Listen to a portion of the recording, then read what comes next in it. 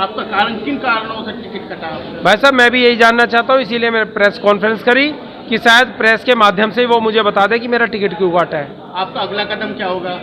मेरा अगला कदम वो होगा जो मेरी क्षेत्र की सम्मानित जनता कहेगी, जो मेरा समाज कहेगा, वो मेरा कदम होगा। क्या आप समझते हैं कि आप किसी और दूसरी राजनीतिक पार्टी को सपोर्ट करेंगे?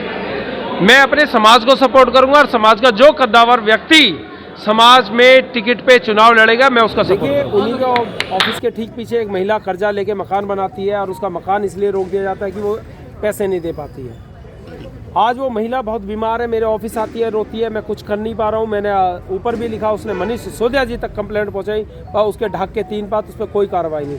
उसका परिणाम ये हुआ कि ऐसे व्यक्ति को यहाँ पे और टिकट दे दिया गया जो अच्छे से लेंटर राज कर सके, उगाही कर सके, जो ठेली पटरियों से उगा रहा है, जो टेंट वाला अगर टेंट लगाने का पैसा मांग ले रहा है तो उसी को साथ मारपीट होती है, उसी पे एफआईआर करा के बंद करा दी जाती है।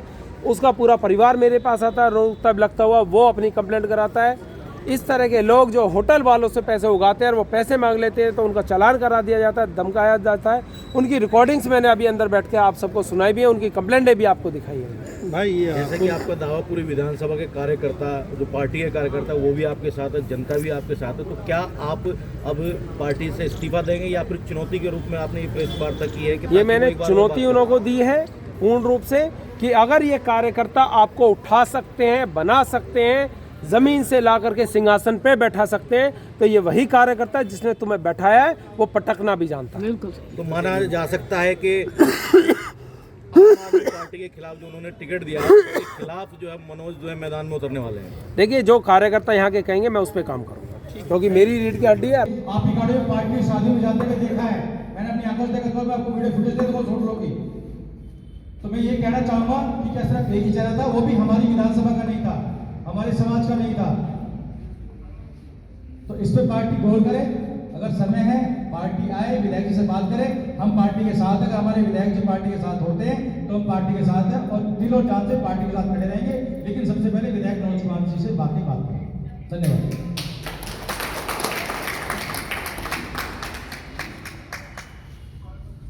अभी पार्टी ने जिनको टिकट दिया है, कुलदीप कुमार जी, ये पार्षद बनने से पहले पार्टी के सीनियर लीडर सबको पता है इनकी वक्त क्या थी, इनकी फाइनेंशियल पोजीशन क्या थी, और आज की डेट में इनकी फाइनेंशियल पोजीशन अभी विधायक जी ने आपको बताया था, इतने लंबे लंबे बड़े बड़े होर्डिंग लग रहे हैं, इतना उनके पास जो भी कार्यकर्ता भी काम करता है वो पेट भरकर है, कोई फ्री में सेवा नहीं दे रहा है। ये जितने आपको खड़े दिखाई दे रहे हैं ये सब निस्वार्थ भाव से विधायक जी के साथ खड़े थे और किसी को भी कोई लालच नहीं था किसी तरह का, हम समाज के लिए खड़े थे और आज भी विधायक जी के साथ खड़े हैं। विधायक जी जहां से भी खड़े होंगे, जिस भी पार्टी से निर्दलीय या अगर आम आदमी पार्टी देती है तो स्वागत है, अदरवाइज मेरा सुझाव यही है विधायक जी को दोबारा विधायक बनाइए।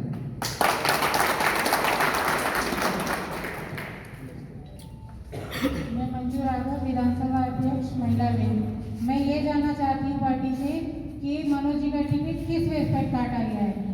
जब हमारी पार्टी का कोई भी, जैसे निगम पार्षद में हमने सीट कोई भी हारी तो कार्यकर्ताओं को बुलाकर ये पूछा जाता था कि भाई हम लोग हारे थे, समीक्षा होती थी।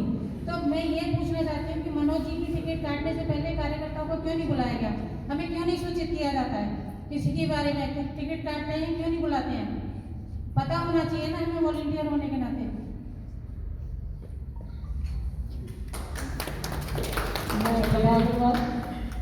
मैं यूपी हाल से मैं ये कहना चाहती हूँ सिर्फ एक ही लाइन, अगर हम आपके साथ हैं तो हम पहले मनोज कुमार जी के साथ हैं, क्योंकि उन्होंने दिल से हमारा पूरा एरिया में हमारा सबका साथ दिया है।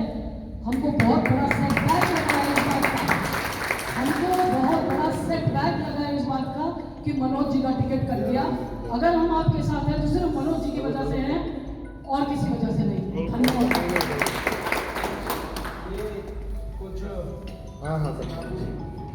साथियों, मैं विनोद मिश्रा, बांग्लादेश राजनीति से। मैं सिर्फ इतनी बात कहना चाहता हूँ, पार्टी बता रही है कि हमने इंडिपेंडेंट सर्वे करवाया है 3-4 बार। मेरा सिर्फ ये क्वेश्चन है, जिनको टिकट दी है उनका सर्वे करवाया है?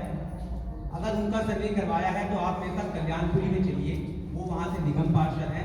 3 साल में सिर्फ बड़े नेताओं में चक्कर काटने के सिवाय उन्होंने ऐसा एक काम बता दें कल्याणपुरी में करा है तो मैं अभी के उनके साथ चलूंगा। अगर काम के आधार पर टिकट मिला है तो आपने दूसरे आदमी को टिकट दे दी, हम उसके भी पक्ष में हैं। कम से कम वो हमारी विधानसभा को तो होता, उसको तो यही नहीं पता वो कौन सी विधानसभा पढ़ना है, कहाँ का रहने वाला है। कोल्डी की जनता कहाँ जाएगी अपने अधिकारों के लिए, अपने काम कराने के लिए। आज रोष इस चीज़ का है, रोष इस बात का है, अगर जाटव समाज की एक सीट आपने कम करी और आप कह रहे हैं कि जातिवादी की पार्टी नहीं है, जातिवादी नहीं बनाते, तो दिल्ली में 12 सीट रिजर्व है, आप फिर भी टिकट किसी भी जाटव समाज को दे देते, हम आपका सम्मान करते हैं, आपको नहीं पता।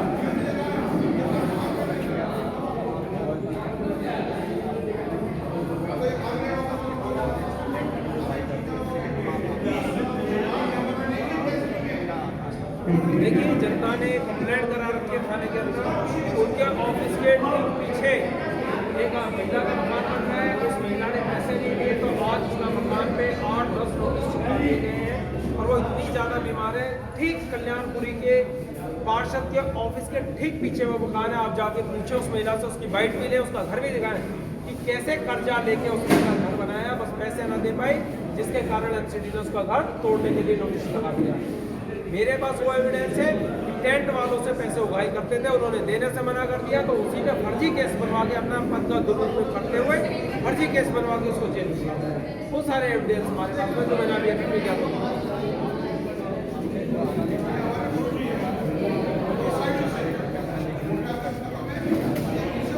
देखिए, मनीष जी ने जो ये सारा खेल करा है, ये मनीष जी का है। मैं आपको माध्यम से कहना चाहूँगा, अरविंद भाई आप बहुत अच्छे इंसान हैं, पर आपने जो अपने पास ये व्यक्ति रखे हुए, जो गुण रखे हुए, इस पार्टी का वही हर्ष करने वाले हैं ये, जैसे यूपी में मायावती का हुआ।